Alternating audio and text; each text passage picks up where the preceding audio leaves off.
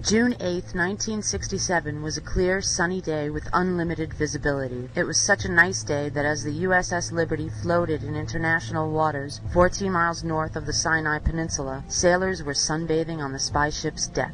But all wasn't as tranquil as the sunny day would convey, for June 8th also marked the fourth day of the Six-Day War, which involved Israel, Egypt, Syria, and Jordan. Monitoring this situation was the USS Liberty, a World War II freighter that had been converted into a spy vessel by the NSA, the National Security Agency. In fact, the Liberty was the most sophisticated and identifiable intelligence ship in the world at the time, with dozens of large antennae, state-of-the-art electronic intercept equipment, moon-bound satellite dishes, massive aerials, plus a TRSS comm system that sent real-time messages to the Pentagon.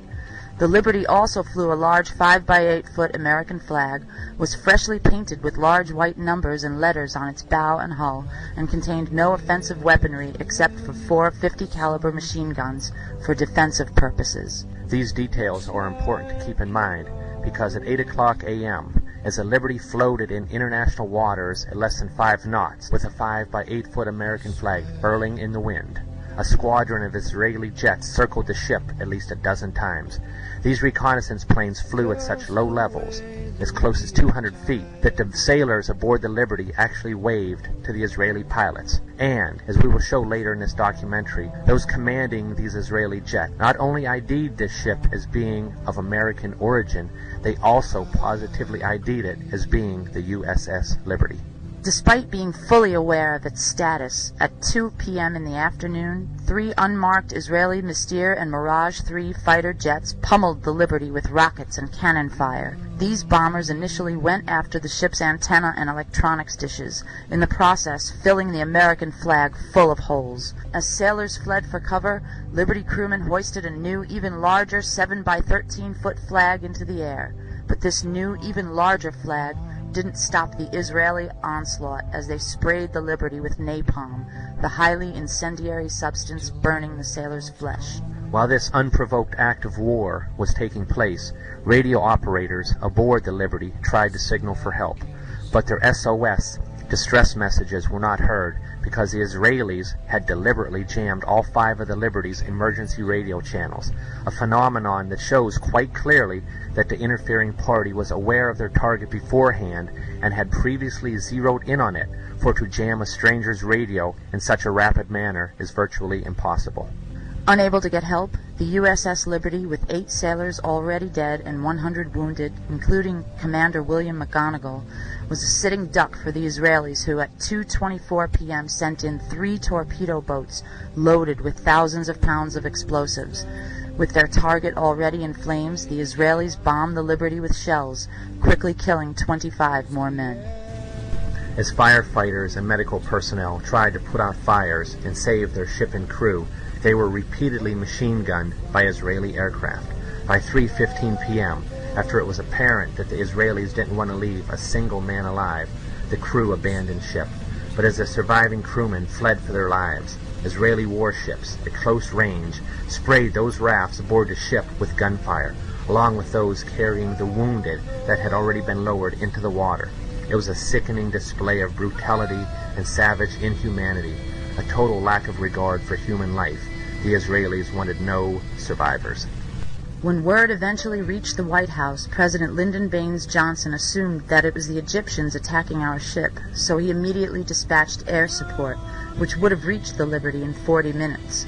But then, when LBJ discovered that it was in fact the Israelis who were attacking our vessel, he immediately called off the rescue. In other words, Phantom jets already en route from the 6th Fleet were ordered to turn around and return to their point of origin. Try to let the seriousness of this situation sink in for a moment. Navy fighters launched from the aircraft carriers USS Saratoga and USS America were recalled by the White House. But the blame doesn't stop there. Defense Secretary Robert McNamara and National Security Advisor Walter Rostow at first ordered instantaneous retaliation, but upon discovering that the attack originated from Israel's Haifa base, McNamara called off the exercise. In fact, It was reported later that Robert McNamara was so irate when discovering that Liberty radio men contacted the USS America that he barked, "Tell the Sixth Fleet to get those aircraft back immediately."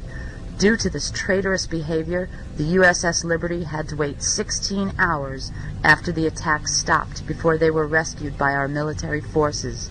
It is the only instance in American naval history that a rescue mission was aborted while an American ship was under attack.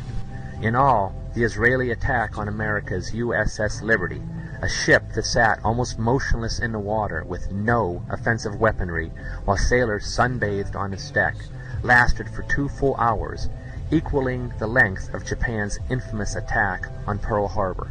821 holes were found in the ship, resulting from aircraft rockets, cannon fire, and torpedo blasts, while over 3,000 holes from Israel's machine gun fire were also counted.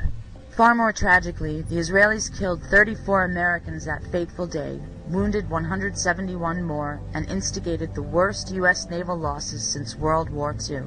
And even though U.S. Secretary of State Dean Rusk and Joint Chiefs of Staff Admiral Thomas Moore called this attack deliberate, to this day not one guilty party in Israel or the U.S. has been brought to justice. Well, the thoughts that always come back to us time and time again is how this thing is still being covered up after 40 years.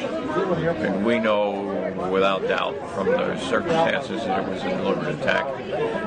Anyone who looks carefully at the details knows that it was deliberate, and that includes such people as Dean Rusk, as Secretary of State, and all of the heads of all of the intelligence organizations. Will the record show that the statements of Mr. Ennis are correct? Here are a few quotes for your consideration. On the strength of intercept transcripts of pilots' conversations during the attack, the question of the attack's deliberateness just wasn't a disputed issue within the agency. Lieutenant General William E. Odom, former Director, National Security Agency, interview with David Walsh on March 3, 2003, reported in Naval Institute Proceedings, June 2003.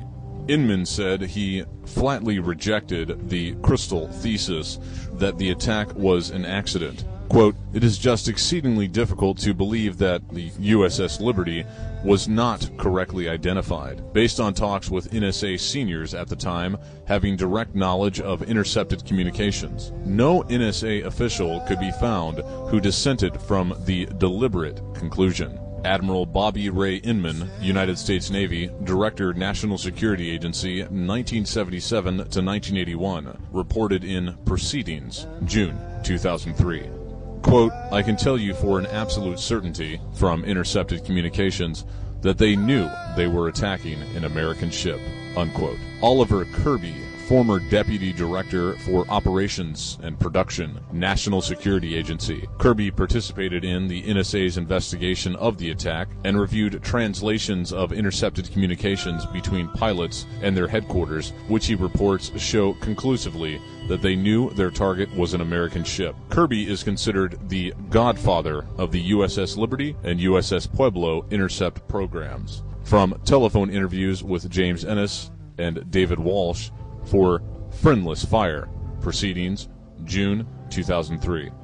In a handwritten note dated 26 August 1967 by NSA Deputy Director Louis W. Tordella, reacting to the Israeli court decision exonerating Israelis of all the blame for the Liberty attack, it is stated, quote, "A nice whitewash for a group of ignorant, stupid, and inept unquote.